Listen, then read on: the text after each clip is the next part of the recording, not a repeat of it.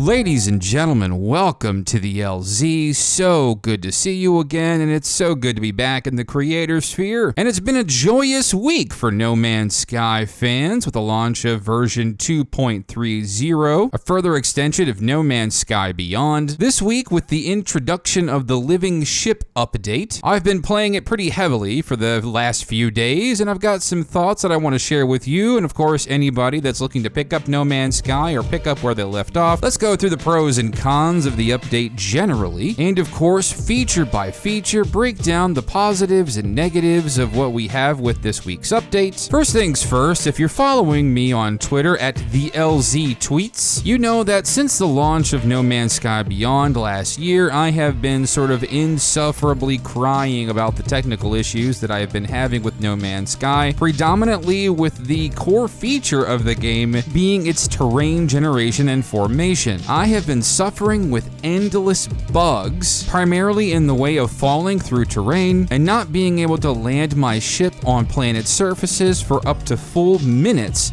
while the terrain loads beneath me and registers as a landable surface. Not sure if landable is a word, but it is now. These issues existed all the way through the previous update, the Synthesis update, and has made my No Man's Sky playing experience largely unenjoyable. Even though I did give Synthesis a pretty good review because it did one of the better things since even before Atlas Rises. No Man's Sky Beyond was a pretty bad update for me, which would probably explain my lack of content creation upload here probably in the last couple of months. Well, I'm happy to report that largely my issues with terrain generation have been resolved with this update. I reach a hiccup here and there where it will take a couple of seconds for me to be able to land my ship, but it's not even in the same zip code as intolerable. Now, of course, grass locally to me still has problems loading with a proper priority, and assets can take a few moments to really pop in there with the new LODs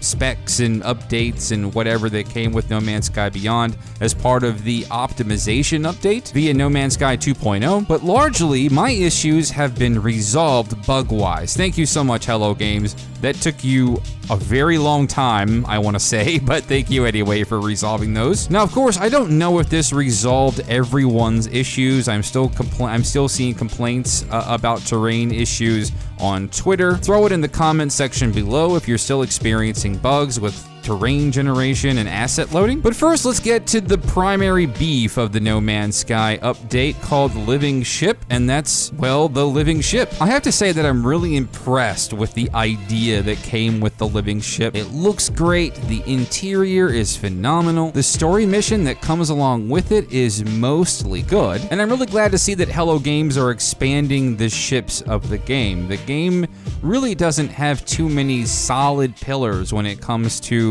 what its identity is, right? It has its ships, and then it has its planets, right? And then, of course, really a third pillar being its potential, which we'll talk about here in a few moments. Now, after a few days of this update, and even though I found some of the crying about this particular thing on Twitter to be kind of annoying, there's a particular element to this ship that is really, really bothersome, and it needs to be addressed. With most living things, they require a time to grow, and I think that Hello Games tried to be witty with this particular feature in allowing each piece of the living ship to grow.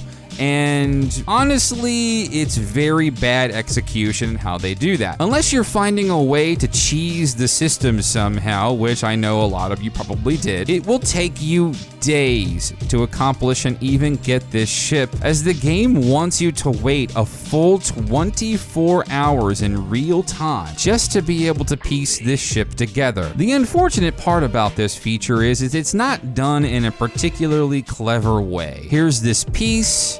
Now you wait a full day. That's it. This is particularly problematic because it's not really fun. This doesn't really engage the player in any meaningful way other than just saying, hey, you have to come back in 24 hours to accomplish the next piece. Now, I know there are any number of different ways that this could be way worse than what it is. But unfortunately, having to wait a full day in between increments for this is just fundamentally bad game design. It's not egregious to any measure, but it really isn't very well thought out as far as the player experience is concerned. With all of the resources that this game has at its disposal with its inventory, you think that they might have gone the way of particularly trying to have you invest resources constantly into further and maybe faster growing these particular pieces of this ship. And you really don't get to see this in action either. It just sort of happens. So for a ship to be this difficult to achieve and not very readily available, and of course, I know that some will probably say that instant gratification isn't a very good game design either, which I would agree, but this has always been an issue with No Man's Sky and Hello Games that I've always criticized them for,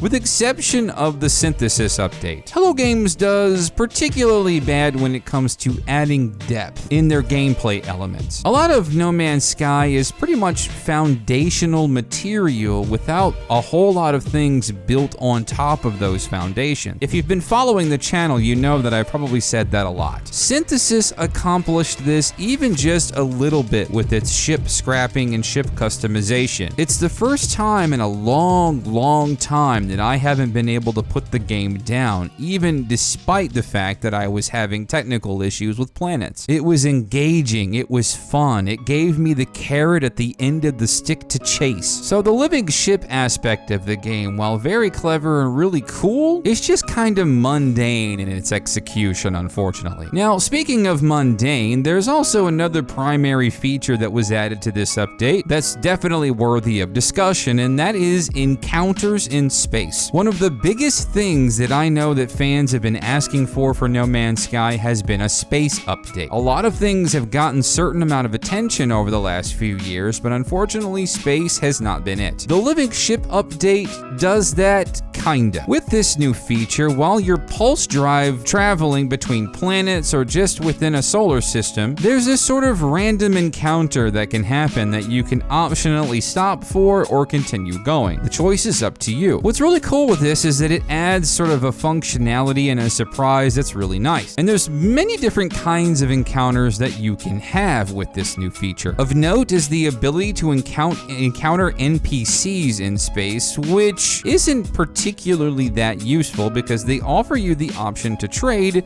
but rarely offer you things that are worthy of trading for. Incidentally, I have found it more useful to simply just kill the NPC because it gives you nanites, which actually is something I have a bigger need for. Yeah, whatever, don't judge me. But about a year ago, one of the things that I called for in my No Man's Sky 2.0 video, before we even knew No Man's Sky 2.0 was a thing, I called for structures to be added to the game with varying degrees of exploration and interest. This update feature does that halfway. It adds the interest, but not the exploration. I'm kind of wondering if this is something that they sort of added as a foundation for them to come back and revisit with the next update to really flesh it out, which is fine, I guess. But it also leaves a lot to be desired. Most often you can happen upon like Gek relics and derelict freighters, floating alien species, pirate bases, and what have you. But the unfortunate realization that you quickly find out with this feature is that an overwhelming majority of these items that you can encounter have almost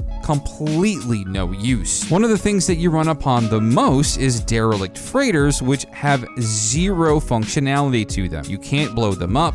You can't search them. They're there purely for aesthetic effect. This is a huge missed opportunity. There are some items that you can come across, large, cool sci-fi looking structures that you can destroy that will net you certain useful items, which is certainly better than nothing, but most disappointingly, arriving upon something like a pirate station, where literally the only functionality there is to destroy it, and I've heard that you can actually be invaded by pirates by doing this, which is kind of cool, but I would have definitely preferred to have the functionality to land on these bases and do whatever I please. So while the new additions are kind of good, they definitely come with their own caveats, and they should definitely look at something like the Synthesis update as a better beacon for the type of content that they should be adding in future updates. The content of the living ship is is great. The opportunity that comes with the content, however, is still very nebulous, very underserved. One thing that I will say that I absolutely love about Living Ship and Synthesis, and I've said this before, but personally, I absolutely do not want Hello Games to go back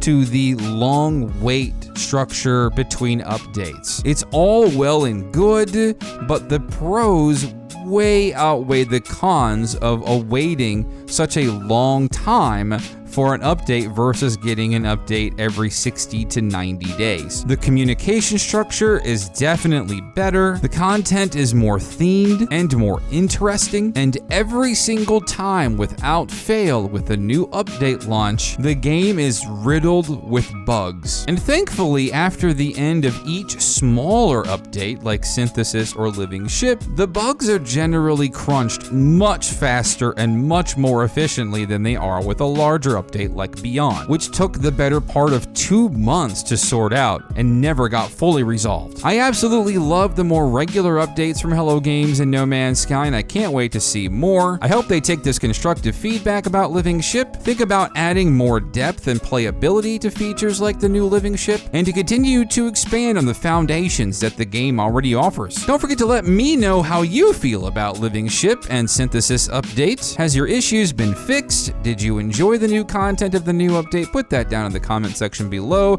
If you thought this video was useful and informational to your No Man's Sky experience, please do like and consider subscribing to the LZ. As always, thank you for stopping by, and we'll see you in the next one.